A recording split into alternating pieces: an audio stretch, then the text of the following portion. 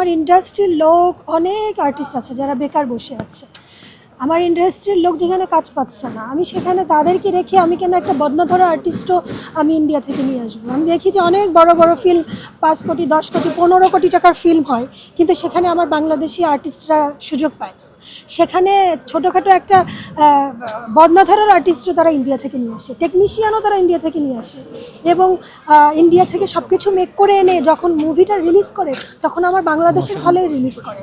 টাকাটা আমার বাংলাদেশের হল থেকে তারা আর্ন করছে, কিন্তু টেকনিশিয়ান কিন্তু আর্টিস্ট তারা সব ইন্ডিয়া থেকে নিয়ে আসতেছে। টাকাটা দেওয়ার সময় তারা ইন্ডিয়াকে দিচ্ছে, অথচ মনে প্রাণে ইন্ডিয়াকে গালি দিবে।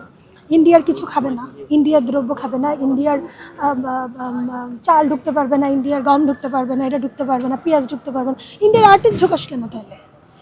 অথচ তারা এইভাবে এত পেমেন্ট দিয়েও তোরা ইন্ডিয়ার আর্টিস্ট ঢোকাচ্ছিস।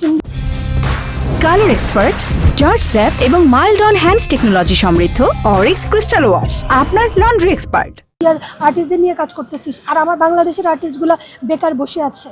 ফিল্মের মানুষ ফিল্মকে ভালোবাসে, তারা টাকার জন্য কাজ করে না। সো এই যে বেকার আর্টিস্টগুলো, তারা কাজ পেলে তারা আবার সুস্থ হয়ে যাবে, অনেকে কাজ না পেয়ে অসুস্থ হয়ে যাচ্ছে। কই সেখানে তো কারো কোনো খেয়াল নেই। বড় বড় ভাষণ দেওয়ার সময় সবাই ভাষণ দিতে পারে, অথচ মনে প্রাণে ধারণ করে ইন্ডিয়া, কিন্তু গালিটা দেওয়ার সময় ইন্ডিয়াকে গালি দেয়।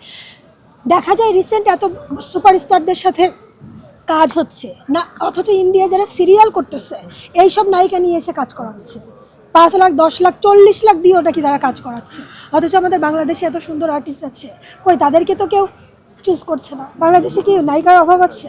তখন তো তারা চলে যাচ্ছে ইন্ডিয়াতে, অথচ গালি দেওয়ার সময় ইন্ডিয়াকে গালি দিবে, টাকাটা দেওয়ার সময় ইন্ডিয়াকে দিবে, আর হলে রিলিজ করার সময় বাংলাদেশের হলে রিলিজ করবে, টাকাটা আর্ন করবে বাংলাদেশের হল থেকে। এই হচ্ছে বাংলাদেশের, মানে এইসব হিপোক্রেট মানুষ যতদিন ফিল্ম ইন্ডাস্ট্রিতে আছে ততদিন ফিল্ম ইন্ডাস্ট্রি উন্নতি করতে পারবে না।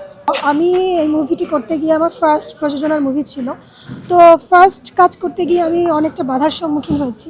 একটা নারী হয়ে আমি এই পর্যন্ত একা একা ফাইট করে আমি যখন মুভিটি হলে রিলিজ করতে যাব, তখন রিলিজের কাছে এসে আমাকে যে মধ্যস্থকারী যারা আছে তারা আমাকে যেভাবে হেল্পের জায়গায় তারা আমাকে আমার আত্মবিশ্বাস ভেঙে দেওয়ার জন্য অনেক কিছু করেছে।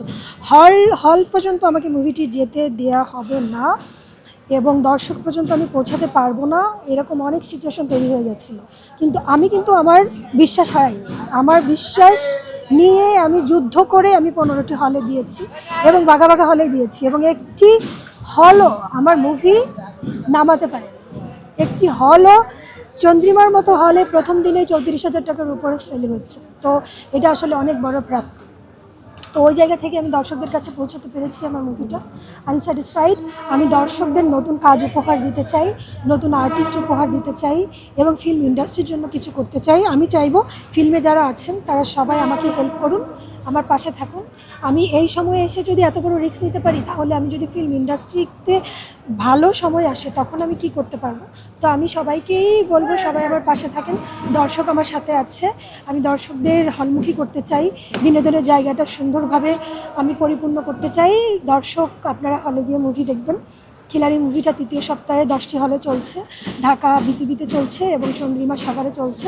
আপনারা আর অন্যান্য ডিস্ট্রিক্টেও যাদের যেখানে গেছে আপনারা হলে গিয়ে মুভি দেখবেন, আমার পাশে থাকবেন, বাংলা ফিল্মের পাশে থাকবেন, খিলাড়ির পাশে থাকবেন।